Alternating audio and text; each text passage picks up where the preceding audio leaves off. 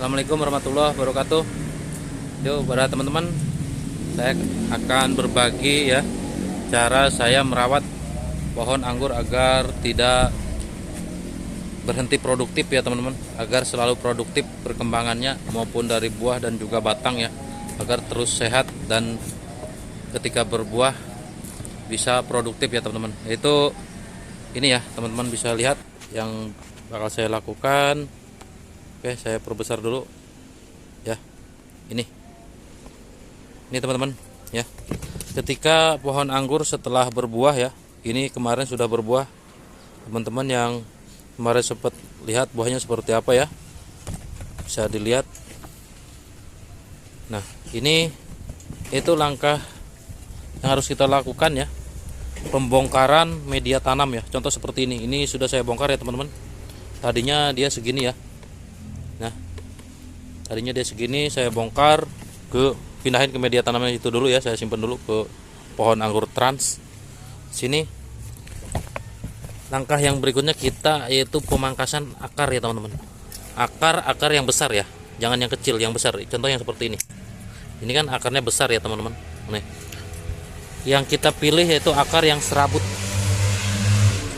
ya, akar serabut yang kita sisakan ya, akar serabut yang masih kecil-kecil. Nah, ini udah agak besar ya teman-teman, kita gunting aja. Nah, ini seperti ini. Yang kedua, teman-teman kalau ada kohe yang sudah difermentasi bisa langsung ditambah kohe lagi ya. Namun karena di sini saya tidak ada, saya akan masukin media tanam ulang yang sudah saya bongkar ya. Saya timbun lagi ke sini ya teman-teman. Dan catatan ya, untuk teman-teman yang ingin tanam anggur, media tanamnya ini harus seperti ini ya, agar tidak sia-sia. Media tanamnya itu gembur poros, bukan gembur saja ya teman-teman. Bagaimana cara menghasilkan media tanam yang gembur dan poros? Yaitu dengan cara kita mencampurkan kohe 1, sekam mentah setengah, itu ya kalau versi saya ya. Terus sekam bakarnya 1,5 sampai 2 ya. Itu sedang keporosannya tidak terlalu poros dan juga tidak terlalu gembur ya. Alias mengandung air. Kalau disiram tidak terlalu becek. Misalnya kalau gembur dia masih becek ya teman-teman, beda dengan poros seperti itu ya. Itu perbandingannya. Dan untuk fermentasi media tanam, kalau teman-teman pengen media tanamnya tersedia nutrisinya ya dari sebelum kita tanam anggur, yaitu bukan harus ya, ini saran dari saya, dicampur bekatul ya teman-teman. Ketika fermentasi kohe kambing, sekam mentah, tanah sedikit, campur bekatul ya.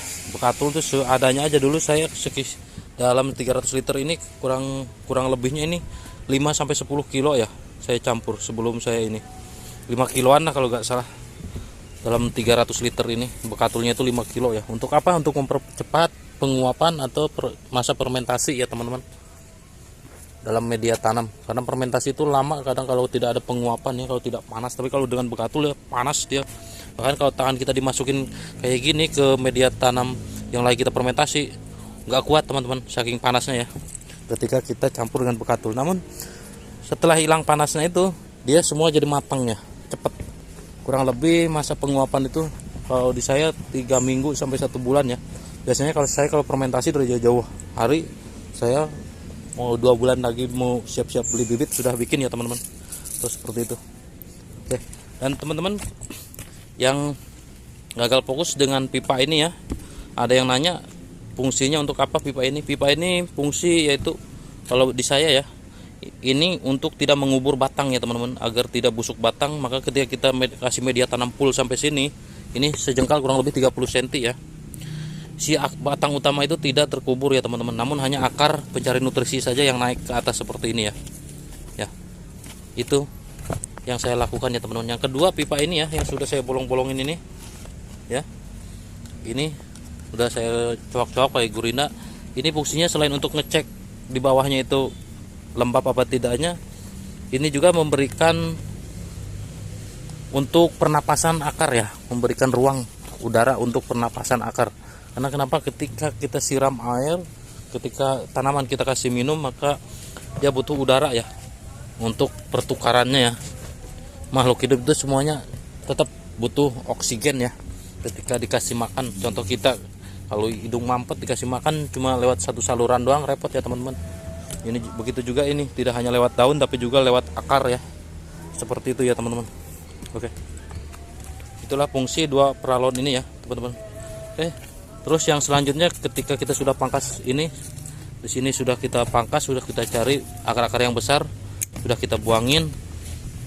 Kalau teman-teman ada pupuk dasar TSP ya ataupun SP36, kasih masukin ya ke sini ya. Dulu saya waktu fermentasi kurang lebih ini nih 3 genggam ya saya kasih dulu. Namun ini saya gak ada stok ya, gak pernah beli. Nanti mungkin saya mau beli ya untuk pupuk dasar. TSP itu buat ngasih unsur fosfat ya, unsur fosfat yang tersedia langsung di media tanam yang slow release ya, seperti itu. TSP itu pupuk kimia yang murah ya teman-teman.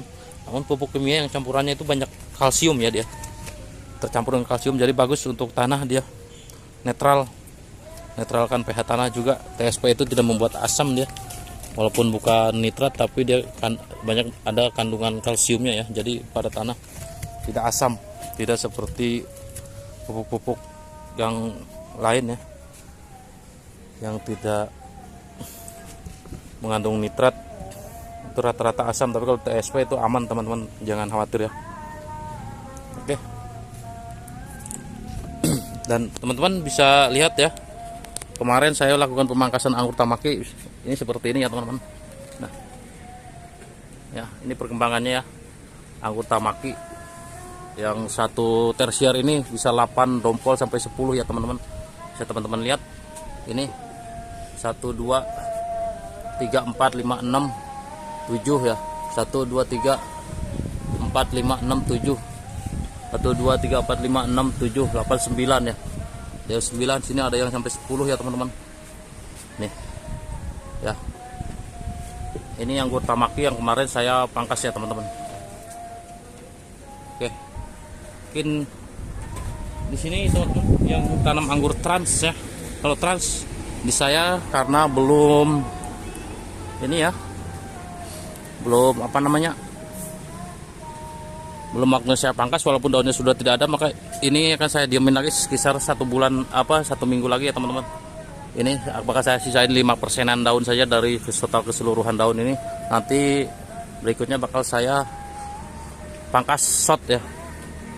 Dan untuk semua anggur itu sebenarnya kalau menurut saya kalau dibikin kering dia pasti berbuah ya teman-teman.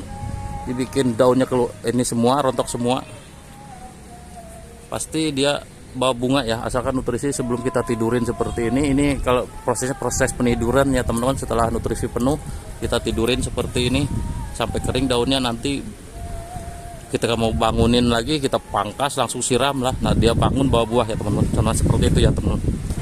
Oke, ini anggur A15 saya yang sudah saya pangkas bawa buah dia, tapi mohon maaf agak noise kesananya matahari ya.